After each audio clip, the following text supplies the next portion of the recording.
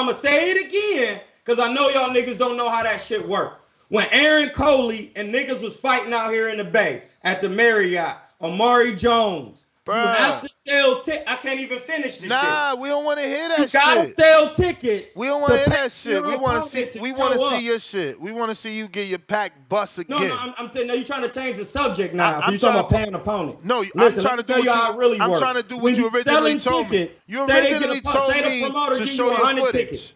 I'm gonna just talk over you. Say the promoter give you 100 tickets. Out of those 100 ticket sales, that's the money that pays your opponent to fight in the States when you don't have a promoter. Did you know that? So everybody pays their opponent to show up with either with their ticket sales or with cash. Some niggas just show up and buy their tickets. They say, hey, I got how much the tickets is. Well, I give you the whole purse for the tickets. That'll pay for my opponent. And then I get paid off my own DDK, ticket. the easiest thing to do in life is gain weight. If you want to see my spawn footage, you gain some weight. I'm in Vegas every day, niggas B. on Ness's ass. I'm in Vegas every day, B. I get paid to train niggas. I'm in Vegas every day, B. So I get paid to train niggas and talk. Yeah. I gotta go. Yeah. It was a great show. Continue watching that footage if you want to learn how to box and win professional fights, not win sparring. If you want to learn how to win professional fights, hit my DM. Meanwhile, you sent the sparring. Yeah, because I'm showing you how to practice. No, because that's your greatest achievement is sparring those names. If you want to show the fights, you want to show the spawn because of the names you was in the ring with. It's fights in the chat. You want to show the spawn because of the names you was in the ring with. Tell the truth. Marco, is it 3 fights that I showed first? Tell the truth. Yeah, no, it's in the Skype chat. It's in the chat. Tell the truth. It's You want to show the names. Hold on, you want to show the spawn. Hold on, Salt Babe. You want to show the names. You want to show the spawn because of the names you was in the ring with. Hold on, let me sprinkle you, Bay style, because you throwing salt. Let me sprinkle you. That's Salt Bay. You see the nigga that put the meat in your mouth? You need to take my meat out your mouth, blood. Whoa. Remember, you know the nigga who cut the steak and he put the salt on there? Salt Bay. I don't know what's going on You right don't now. know who Salt Bay is? The nigga with the ponytail who sprinkled? Yeah, I know who Salt Bay is. DDK, ain't no what up. I'm in Vegas, B. I'm in Vegas. I spar Big Bay. Hey, I'm nigga, here. I'm gonna get some sparring for you, Ness. You ain't gonna get shit. No, you ain't gonna get shit but your pack bust on rewind. Listen, I'm done. I went hard with mine. Pause. Let's see you go hard with yours. You telling Marco ain't got no excuse being 47. You younger than Marco. What you saying? saying? The king. You started Border Wars. What you saying? Get some work in Border Wars. I mean, I already did that. No, do it again. I am. He's on Marco's ass. I am. I plan to. All right. Well, that's we what want to see the footage. That's what we working out for. Where's your sparring footage? Get your shit up here. I didn't record, but Big Bay's wife. Oh, you didn't record. Okay. You ain't let me finish. You ain't let me finish. What it sound like I was about to say? You ain't want to record because you ain't want niggas to see you get your shit split. No, that ain't what I said. That ain't what I That's said. what you was about to say. I said I ain't record, but Big Bay wife recorded. So where the footage at?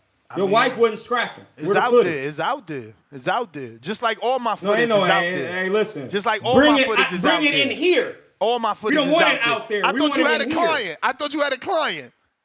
I do. I'm about to leave. So how I'm gonna bring the footage if you gotta leave? Yeah, you can show it to the niggas. I don't need to be here for you to show the footage, nigga. I ain't your guy. I want your critique. You the ones know well, all, send see it in all. here. I'll go back and do the playback. You know you the end all be all. Troy is king. I'm gonna critique your weak ass jab and your sloop footed ass. But you ain't gonna critique that right hand. Yeah, I'm gonna critique it all. Nah. I already know you need to bend your knees. I see how you run. The critique stop at the right hand. That's where the critique stops. You run like a sloth. He called you a sloth. It's you run like Frankenstein this sloth got off power. Addams Family. This sloth got power. You rain. You rain. I punch. You don't. I mean, I'm the only only one. You punch niggas with headgears. I'm the only one with 7 knockdowns in Border Wars. It's just like that. Hey, listen. It's just like that. That's your league. No, it's USA Boxing now. It's USA Boxing now. It's USA Boxing now. It's USA Boxing. We got so big, they had to get down. You mad? You got your own You mad? You mad? I'm throwing my niggas in Border Wars. Yeah. I want my niggas to get notoriety on the boxing voice. Yeah. Some of your favorite callers You're going to be surprised when they show up to Border Wars. Now what? Yeah, some of your favorite carders, you're going to be surprised when they show up. I'm out on that note. All right? So just remember you running your fucking mouth. And niggas who running their mouth in here, when they calling in, you don't know who I'm training in the private. You probably do, but we not going to talk about it. Troy so you can keep running your mouth, but these niggas in Border Wars, hey, bud. Hey, Marco, show up to Border Wars. Shit going to be looking way different. Hey, listen, I'm in Hotep. I love everybody on here. I love you, Ness. All right, I love you too, I want to champ. end with love. I love you, Marco. Love you too, champ. Tom. It's all for the entertainment of the boxing voice. I hope we cooked it up. He did kill me with that. That's your league. You ain't shit. Yo, that shit was something else. You gotta love Troy, man. He could take a good ass whooping, as you can see from the spawn, but also he could take a good joke, man. He's a good guy. See what, Pete?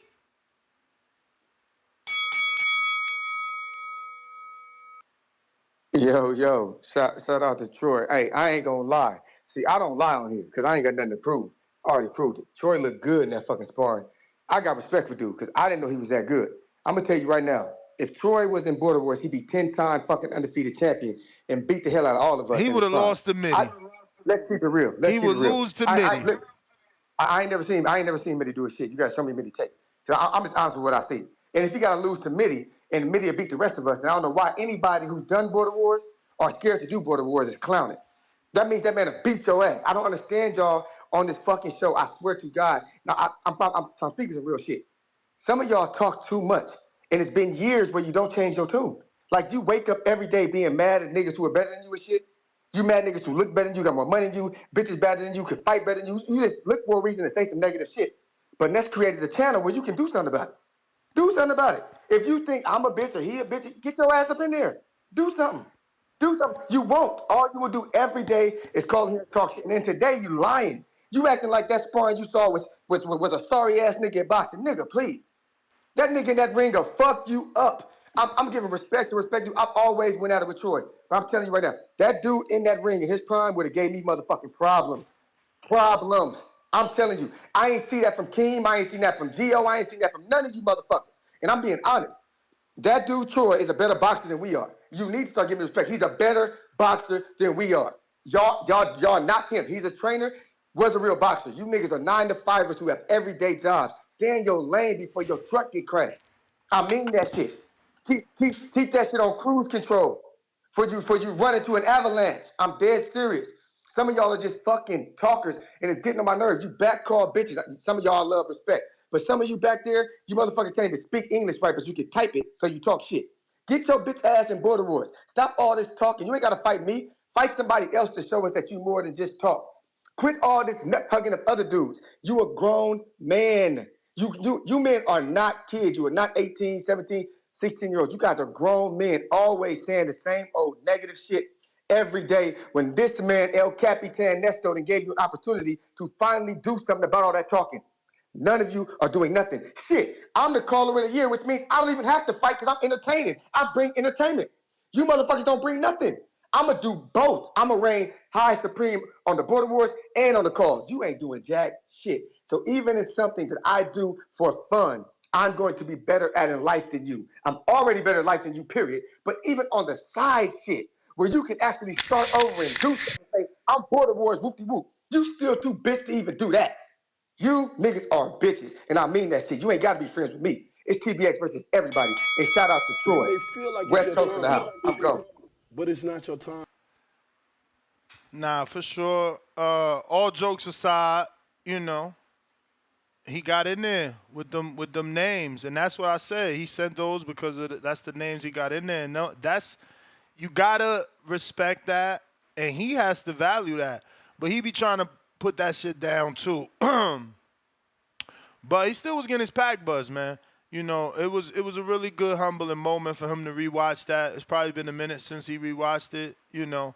And it's just, I don't care what y'all think about me. He be wilding with the assessments, bro. It's like everybody could do wrong and he can't. And we seen you doing some wrong in there. We seen you doing some cheating in there. We seen you getting your pack bust in there. So, With all the talking, maybe he's a better teacher than fighter, and that's okay. That's okay. I'm not saying that I can beat Troy. That's never what I said. I'm just trying to keep him in reality. You can't beat everyone just because you was in the ring. You don't know what to do every single time. Like, that higher than me attitude is corny. So if y'all don't mind that higher than me attitude, I don't mind going and talking about that pack getting bust because it just don't make sense. How the fuck can you be this great analyst, but your pack got bust? And that's what Mr. Perfect was saying. Until you ready to break down that pack getting bust, what the fuck is we talking about? Because you break down everybody else's footage. So let's just keep it real, man. It's still all love. I still fuck with him. But you can't be shitting on Devin Haney saying he got his pack bust. Then we see you getting your pack bust by Andre and your excuses. He's an Olympian. He's a former champ. Well, motherfucker, Devin Haney's an undisputed fighter. So you pick and choose who to respect. And that's why I don't never, ever, ever stop telling the truth. I don't give a fuck which one of y'all don't like it. TBV, People's Champ. What up, Brandon? Yo, how's my audio, man? This is comedic Straight. gold today. How you fellas doing? Good, good. We got Marco the IG sensation, and then we got the Yam God and Nestor Gibbs. The Yam God. Hey man, that just goes to show like that Prentice Brewer work was good work. Prentice was in there doing great work, man. Hell yeah.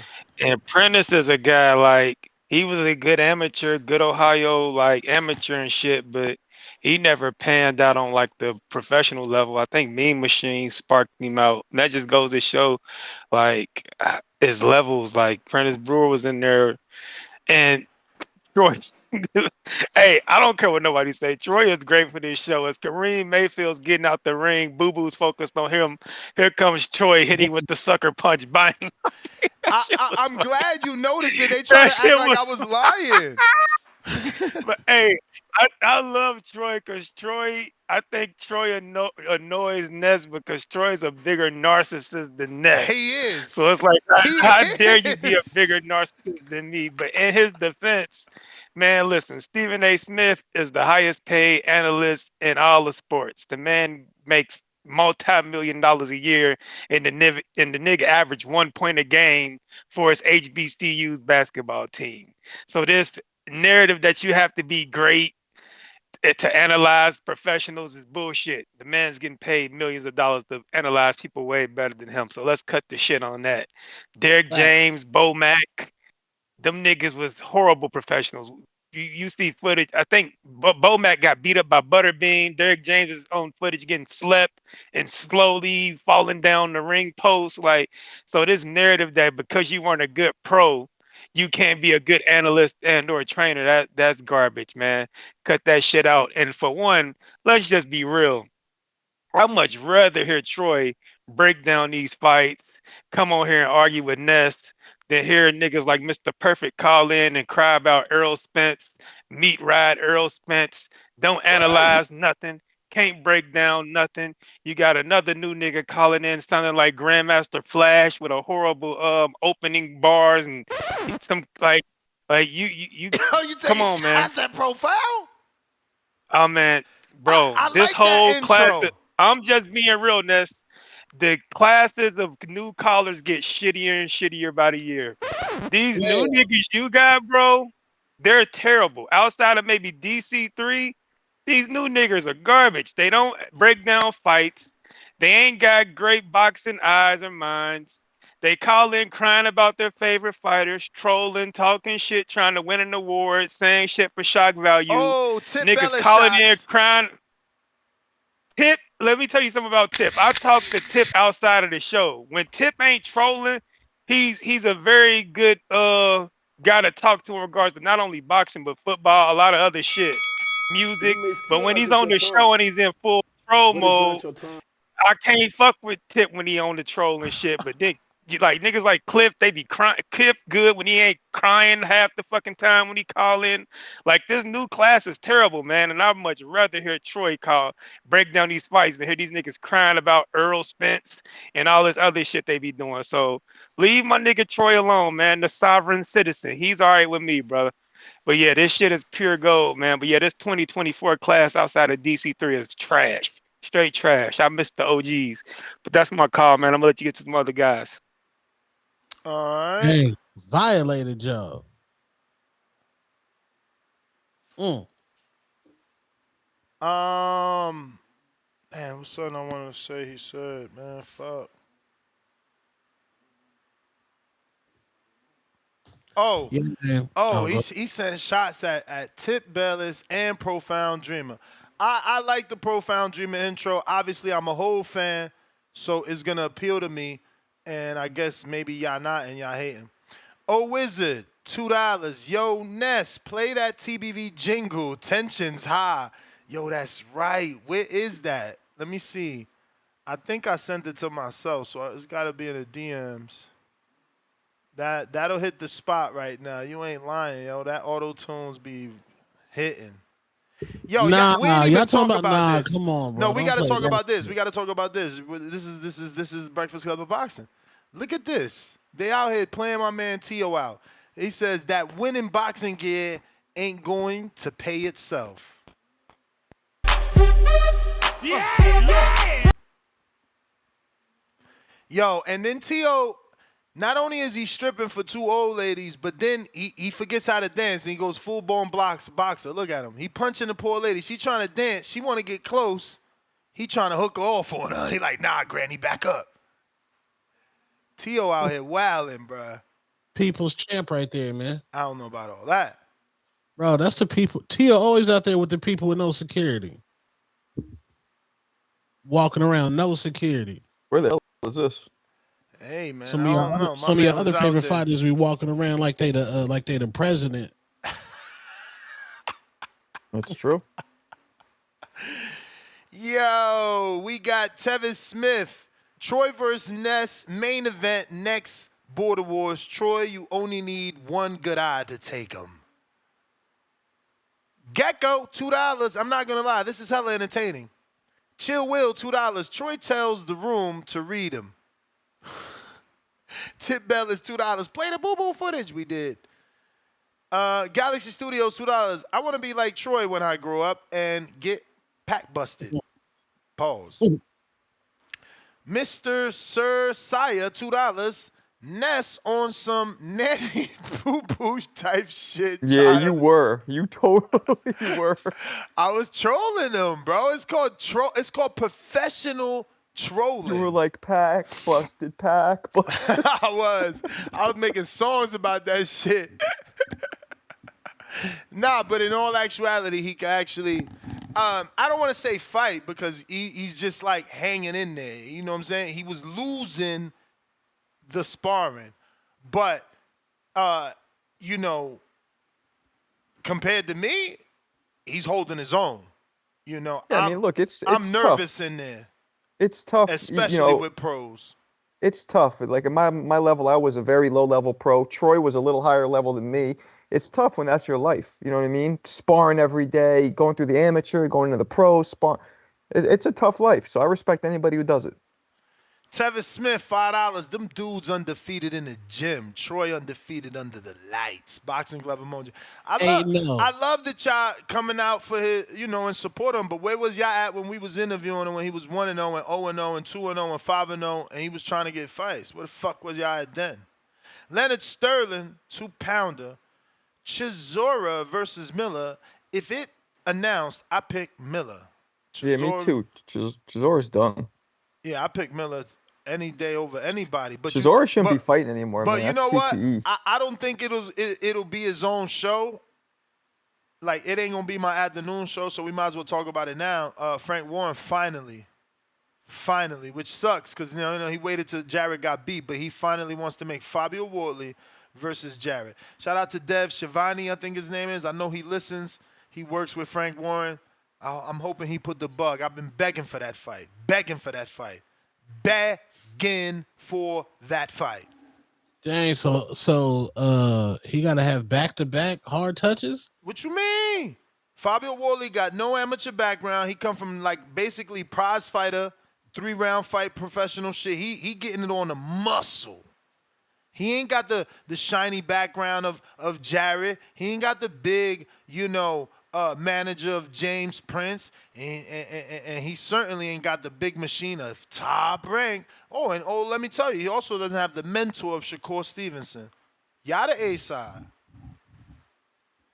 Yeah, but he just gave dude the egg-shaped form, right? Oh, we scared of power now. It's the heavyweight division. The man's uppercut is viral on Instagram that Bacoli did to him. Like Jared so we gotta wash that memory out of people's mind. And what better way to do that than to take out the guy that took out Big Frazier Clark, aka Ishe Smith's doppelganger. I don't know, bro. Nah, so you on your tree shit, protecting your fighter. Galaxy Studios, $2. Nest say Teal 3 times. Punch gonna pop out. Yo, pop out. I'm so old, I just learned that term and shit. I'm like, what the fuck? Pop out. When they start saying that shit. I don't know, man. Yeah, salute Jared Anderson. That's crazy.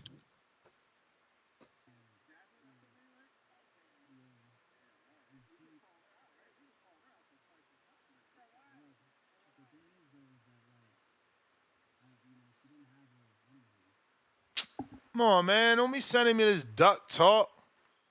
Don't send me this duck talk, man. Who is that? Man. Sierra Brown? Nah, that's Liana Cruz talking about Jasmine Artiga's call out falls on deaf ears. We know Jasmine around here. She got a nice following in Florida. That's a good fight. They need to mix it up, man. Fuck all that deaf ear shit. That's a good fight. Boxing be so whack, bro. We need a fucking league. We need a league like desperately. Jerry Soriano, $2. Caller Wars Tournament 2025. It's time. DC3.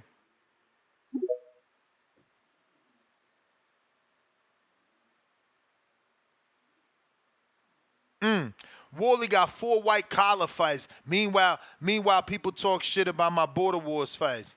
See? CYP don't know what he talking about. He talking about you got to be an athlete. Wally got 4 white collar boxing fights. That's exactly what Border Wars is, and he beat the shit out of a Olympic medalist. Holla at me, fam. Yo. Holla at me, fam. What's the deal? Shout out to my man Brandon, man. Yo, and your shit sound bad. I fuck with you, but you can't hear me? You got some sort of feedback every time you speak.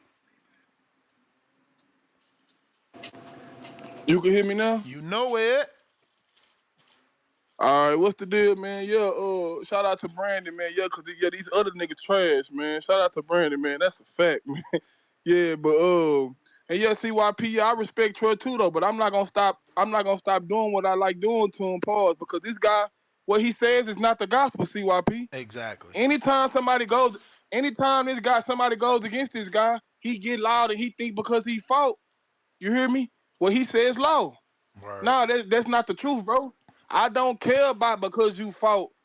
That don't mean your analysis right. Cause like I say, JT's, the Brandons of the world, even Tim Boski, CYP, these guys break these fights down. Great. You think just cause this nigga fought what he says low and gospel? Nah, man, we ain't going for that over here, bro. These everybody over here fans and they see everybody see something different. Boxing is subjective, bro. You see the debate we having about who won the Beterbiev Bivol fight. It's a debate still. So everybody sees something different. This thinks Bivol won. Other guys call it profound the clown dreamer. He thinks Beterbiev won. You know what I'm saying? So we gotta we gotta understand that everybody's opinion is different in this sport. It's an individual sport. It's not a team sport. So everybody gonna see Hey yo, why my man different points Profound of getting so view. much hate, man? And Y'all feel threatened? yeah, bro. You breaking up It's not heavy, threat. DC3. He is. You breaking So I up. feel him. You breaking up. You breaking He, up. he, You going can't hear. you going through a tunnel. Sound like you underwater. Yeah, he went through You can't hear.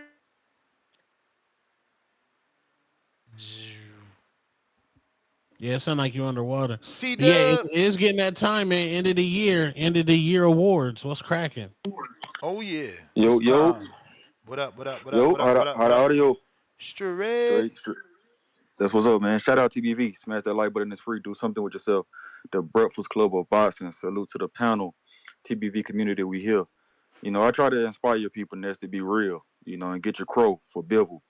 You know, I asked a couple of days, and you had to look and search for the soundbite. You know, so hope the community, you know, get with it, man. Be real. Eat your crow. You know, don't be fooled by Ness, y'all. His entertaining takes on PBC, saying don't defend the rollout. You know, look at his history. Look at the history. Scroll down. Look at most of the shows. Most of the shows are about PBC. The most money come from PBC. The PBC shows, the PBC fighters. Thank you, Al Heyman. Rollout. The free card this weekend. The massive pay-per-views events coming up. So it's gonna be more money than this. You know, you getting it. We getting it over here. Hey, Ness, don't try to give two-tone my shine. Saying this angle was making up Canelo. You know, don't want to fight David because he would take his Mexican fans. AV No, also known as Baby Joker. I've been saying on the show, Canelo would not be able to walk the streets of Guadalajara after he gets stopped by David. Every time he gonna get asked, you know, about the Mexican monster. And he don't want that to end his career. He don't need that to end his career. Let's get out of fantasy land, hoping that Canelo gonna fight Beterbiev. You know, he for one already said he don't want the smoke. He already said that. But I can see that he'll take the fight being going for legacy, and it's also an excusable loss. Compared to David, everyone got Beterbiev stopping Canelo. You know, Marco, my man, What's up? somebody got to clip that. Somebody got to make that a YouTube. Somebody got to make that a short. You said that Shakur wasn't running like Bivol. When they got memes of Shakur doing a running man, they got memes of him literally doing a running man in the ring. They had Oh, nicknames. I don't know let's if be you was, clear. I think Shakur ran, but Bivol's was more from necessity. He was almost going to go down, whereas Shakur's was more part of his game plan. and that what makes it cool. That's why they called him the Latin Frog, Well, I because don't he think it's was cool. leaping three I feet think back. it was boring as He shit. was Shakur was leaping 3 feet back. Bivol was I'm actually with you. throwing 4-5 punch. Bivol was throwing 4-5 punch combinations. So, and that's Bivol was that's stopping the and whole popping. thing. What makes it worse? Somebody was running because they choose, or somebody's running because they're about to go down. He wasn't ever running. Not to the extent that you're doing a running man in the ring. He was actually doing good boxing movement in there. To me, you know, Shakur was At doing the leap times, of faith. Shakur was but doing at the leap times of he was faith. hurt. It wasn't even a common boxing movement to turn and run. He actually, it's a meme. You see that? And I also want to ask you, did you tweet up under Shakur? And I know you're just showing you how much of a fanatic you are for Shakur. Some people was like they don't see it. You know, my boy, shout out Sid, caller, great caller on the show. Say if you know Marco, you know he's a big fan of Shakur, and you showed everybody today. Did you tweet What? to Shakur asking was he the running man? Nah, I'm Did you not a tweet big like fan of Shakur at you tweet all. like you tweet to Bivol He didn't put saying asking Carl him? You may Lewis. feel like it's your He didn't turn, put Carl Did you put Lewis. Carl but it's Lewis? not your No, turn. Did you say no. Did you say El Coque? Did you say El Coque under No, Shakur? I Shout mean out I have no TBV. Smash problem the doing like it, but button. It's free. I didn't know why. You should do that since you did it to Bivol. Shout out TBV. Smash that like button. Maybe It's I free. Do will something if with there's yourself. another performance like that. But see, with Bivol, I wasn't trying to shit on him. It was my interpretation of the fight. I know the way that the chat made it seem like they clipped it. Like I wasn't trying to. I don't come in disrespectful to fighters because I respect what they do. It was my All attempt at right, man. humor because you guys don't I look watch out my for that tweet. videos that I always say like I try and keep it humorous. I check you out sometimes, I man. don't know. Pause. I don't know. But You yeah, was disrespectful the put other day. Stop lying. yeah, put that up under Shakur tweet. Do that for me. Maybe I will.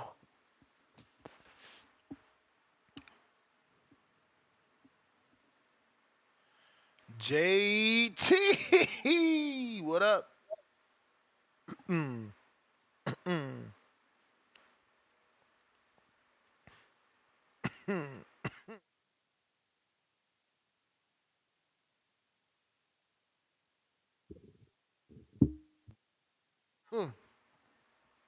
JT. JT, Yes, you good? Yeah, now I'm coughing. you on Big that hard Gucci. D.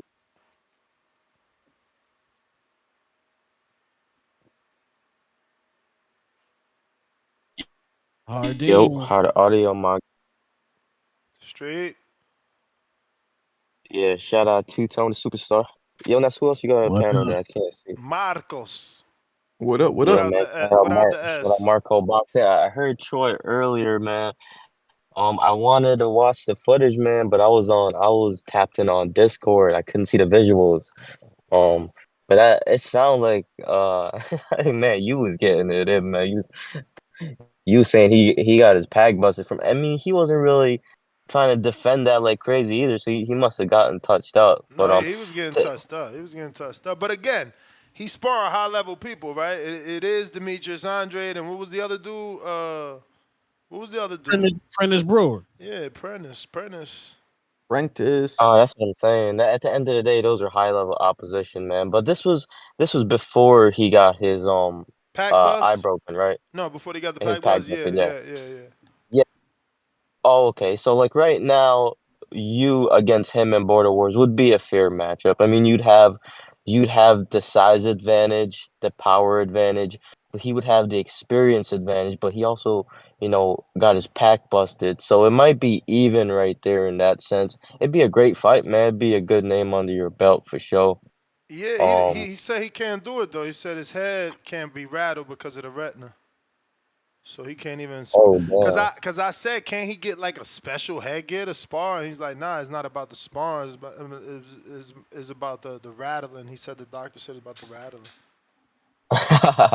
okay, I got you, man. That's why he talking so greasy, man, because he knows he can't get in there. But Troy, But funny, man. I wonder Troy, why he never had the surgery. Because Errol had his retina detached, right? Yeah. I wonder Uh, what happened. different tax brackets, man. Different tax brackets. For sure But it is. Maybe, yeah, maybe it's the medical. Oh yeah, that shit costs. Yeah, but I thought the yeah, man. the State Athletic Commission should cover you. Oh, but he didn't get hurt during No, the it was fight. sparring. It was sparring. Yeah, that's right.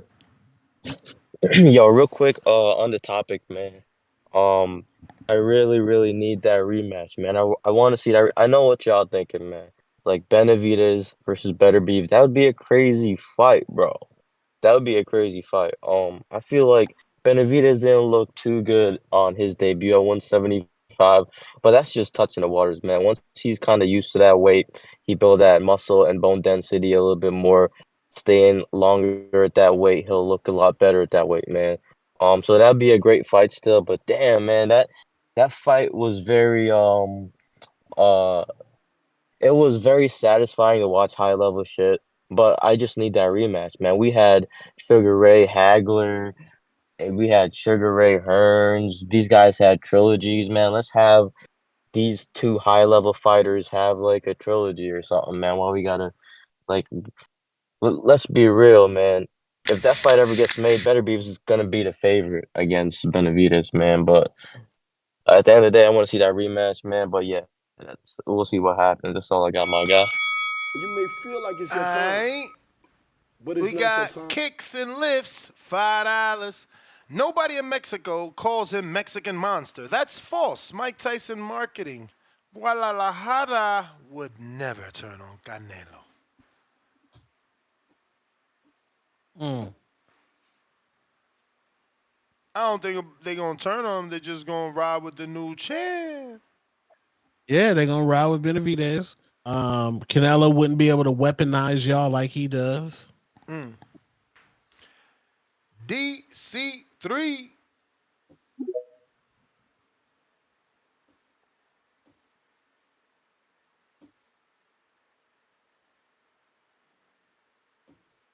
DC3. Gotta unmute.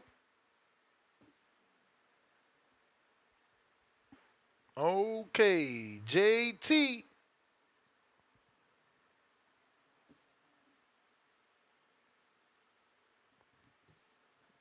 And, JT. Robert Garcia already said that Canelo would lose to a Russian, but he don't want to lose to another a Mexican, half Mexican. He don't want to do that.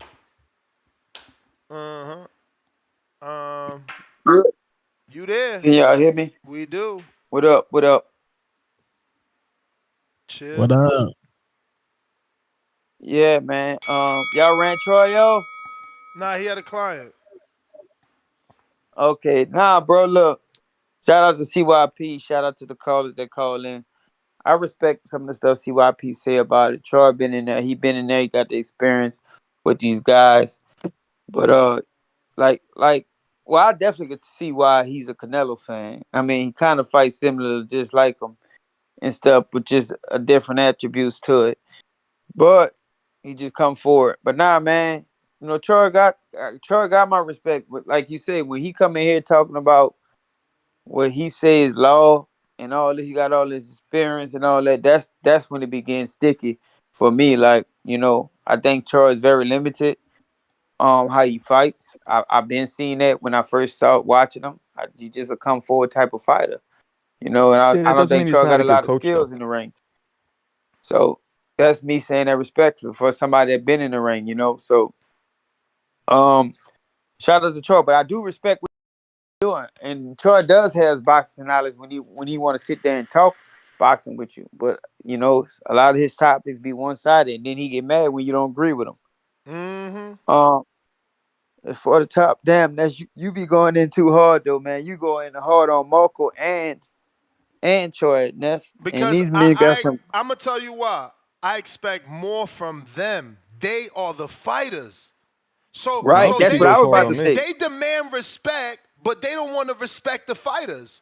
It's I don't like think he goes no. hard on me, and I respect all fighters. Nah, Marcos. Marco, You be shit, hey, wildin', man. You and Troy Marco, both be wildin', hold but on, I'ma brother, shut up. brother. We could put a poll up, nigga. He would crucify your ass yesterday, bro.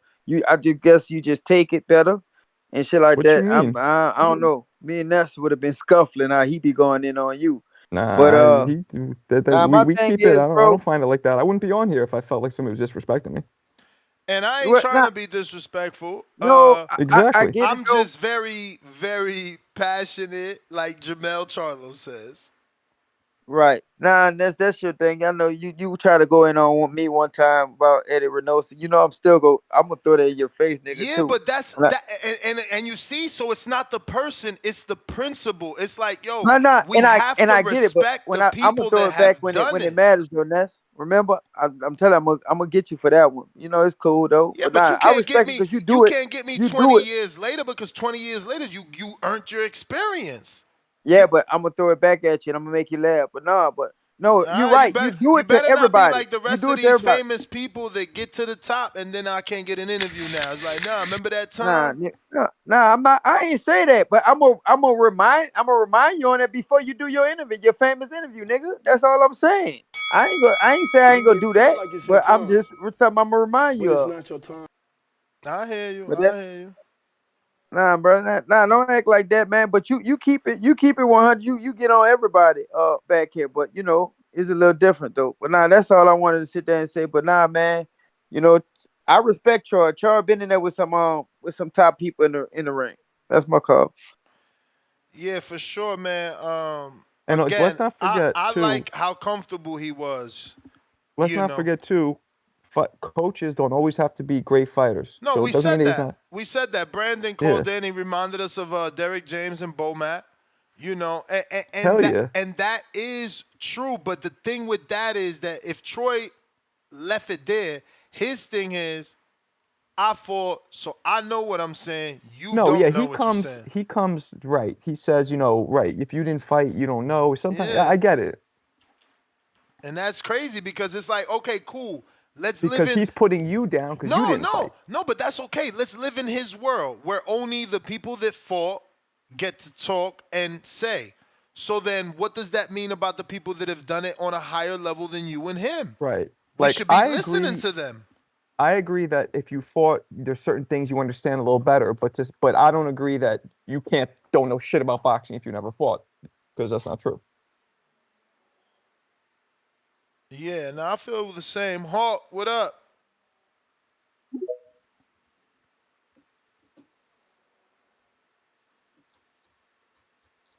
You know, and that is true. Yo,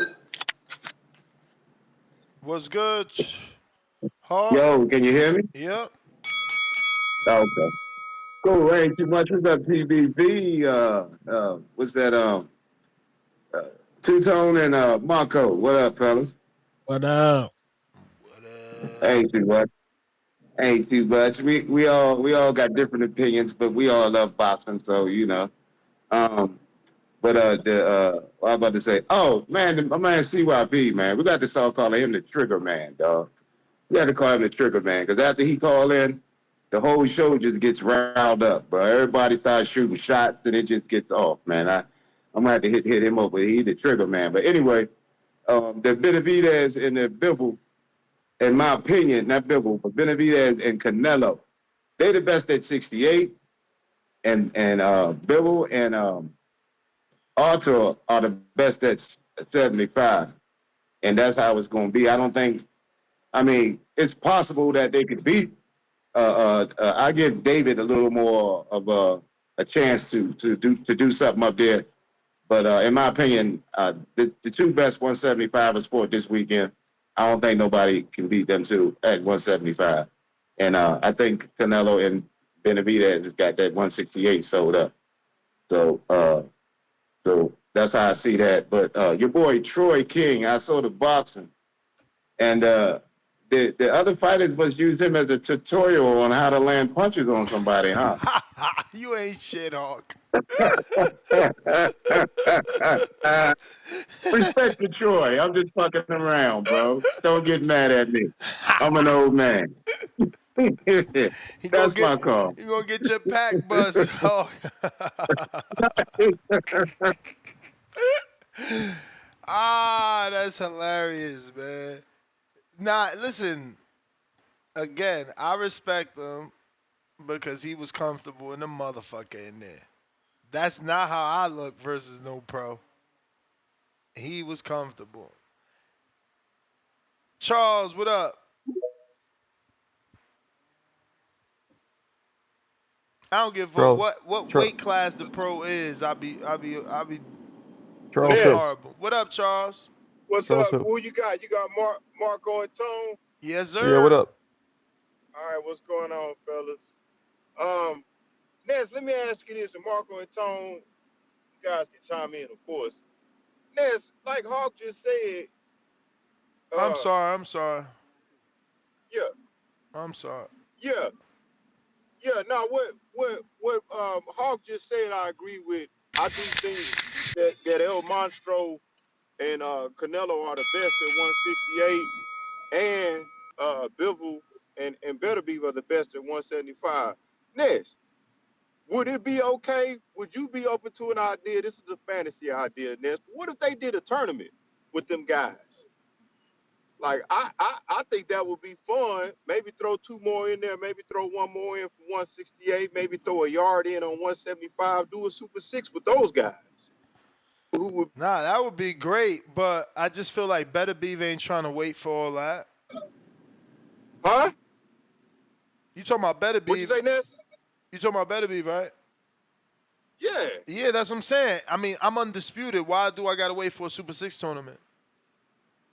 I mean, I get it. It's just a fantasy, Ness. You know what I'm saying? I'm just thinking about the Super Six. I mean, You know, no. If you could get the fighters to agree, because remember, it was difficult to get the fighters to agree the last time. That's why we got the tournament we got. That wasn't all the A-listers. They didn't sign up. But yeah, if you could get them to sign up, it's a perfect world for us.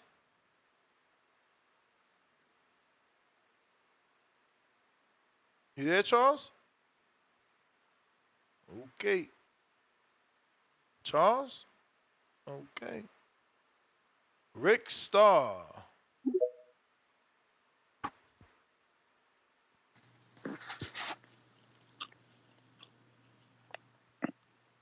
Rick. Can y'all? Yep. Yo, can you all hear me? Yep. Yeah. What up, Ness? What up, Two-Tone? What up, Marco? Um, so you agree with that 116, 112 shit? Of course not. Yeah, that's some bullshit, man. I had um, I had Dmitry at coming out on top by maybe one round. Anyhow, I'm kind of exhausted by this conversation, but Ness, Marco, Two-Tone, you guys watch Succession? Succession? I'm Yeah, that actually show really on good friends with one of the stars. What about it? Is that because Marco, you look like fucking Jeremy Strong. You got to put up Ness, put up that fucking picture of fucking Jeremy Strong. You'll see Marco be laughing. He'd be like, "Yeah, that's my fucking I don't know doppelganger." who that. I'm friends with, not him. I'm friends with one of the other stars, but I don't. I tried watching the show because my boy is in it, but I couldn't really get into it. Yeah, okay. Pull up Jeremy Strong. That's you. That's your doppelganger. This guy must be handsome as shit. This must be a fucking I don't know good-looking dude about Yeah, that. coming up let's right now. go, I, Marco. I don't know about that, but like you look identical to him, man. Ah, I look But like Jeremy further Strong to from yeah, Jeremy Succession. Strong. That's the actor. Yeah, Succession. You Ness, pull it up, put it on the He's not screen. up yet. You can have people weigh in on see his shit. But how do you see Bagram doing with Tim? I never watched them fight. That was the bell though, champ. I've never paid attention to that dude. I have one of those mottos. I haven't used it a lot, but it is that whole gotta watch you when I gotta watch you, and now we gotta watch you because you fighting Tim Tszyu. I don't know who the fuck Bachram was fighting. I just know he was taking step aside money from Jermel. So, yeah. Zoo might get his pack busted. Charles, what up? Yeah, we got to make this pack bust thing a new saying, official. Okay, Ness, can you hear me now? Yeah.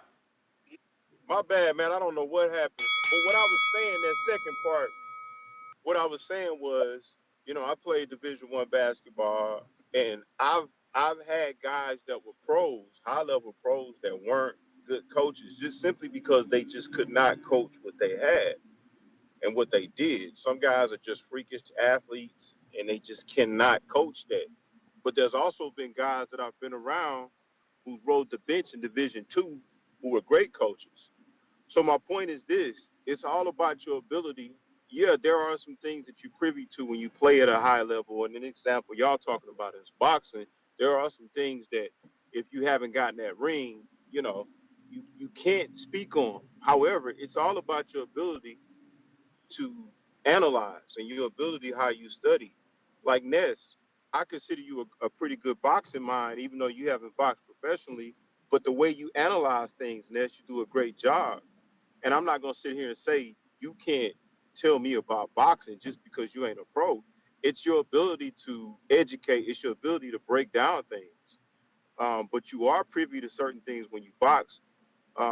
Marco does a great job because Marco can talk about experience, but Marco also can break down things when you look at what he does online. Troy is the same way Thank too. you. I don't necessarily believe that because I've seen guys who played at high levels who are horrible coaches. I'll give one example, and I'm from Houston. Shout out to H Town DC3, but I don't know if they remember. They might not be as old as me, but I remember when Clyde Drexler came back and coached at the University of Houston. And Clyde is a dream teamer, one of the greatest two guards to ever play in the NBA, but he was a horrible coach. He just could not coach. And a lot of things that Clyde did on the court was not about technique. He could tell you that you need to run 6 miles a day to be a pro, but could he tell you how to break down an offense and a defense? So it's all about your ability to analyze. Now, again, if you did play at the high level, yeah, there are some things that you're privy to that the average person is not. But what we got to remember is it's your ability to be able to analyze and break things down. I'll give you another example and I hang up. There's a guy that coaches the Miami Heat. Ness, I know you don't watch basketball, but right now, Eric Spoelstra, who's one of the best coaches in the NBA, but I don't think he played a real serious day of organized basketball. But he broke down He was the film a video thousand guy. times. Exactly. So oh, what's up, Tone? And What Tone, up? even Tone don't box. but sometimes Tone say some good things. It's your ability to break down things and analyze. It's all about how you educate yourself on the game or the craft that you're studying. So I do understand what Troy is saying. Playing at a high level does give you an advantage to most people.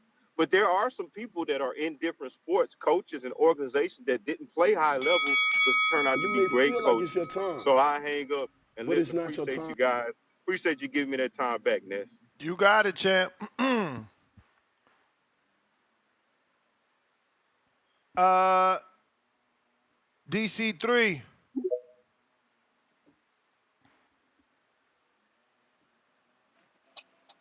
You can hear me, Ness? Yep. Yeah, my bad, man. I'm out here working, man. I'm out here past Houston delivering. But look, though, yeah, man, shout out to the last call. That's all I was saying, man, that, just because you ain't fight at a professional level don't mean you can't analyze shit. Shout out to him because he took my what I was gonna say. Come on, man, look at Michael Jordan, that poverty franchise he ran in Charlotte, but he arguably the best basketball player ever.